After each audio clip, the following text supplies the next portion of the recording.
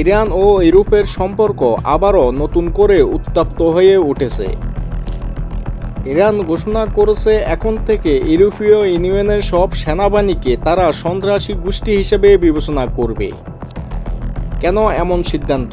এর কারণ হলো এর আগে ইউরোপীয় ইউনিয়ন ইরানের বিপ্লবী বাহিনী আইআরজিসিকে সন্ত্রাসী সংগঠন হিসেবে তালিকাভুক্ত করেছে। এই সিদ্ধান্তের পাল্টা জবাব হিসেবে ইরান এই ঘোষণা দিয়েছে।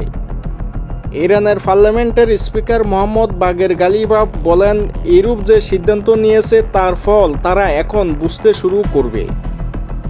বিশ্লেষকরা বলেছেন এই সিদ্ধান্ত ইরান ইউরোপের সম্পর্ক আরও খারাপের দিকে নিয়ে যেতে পারে এবং মিডল ইস্টে নতুন করে কূটনীতিক ও সামরিক উত্তেজনা বাড়ার আশঙ্কা রয়েছে।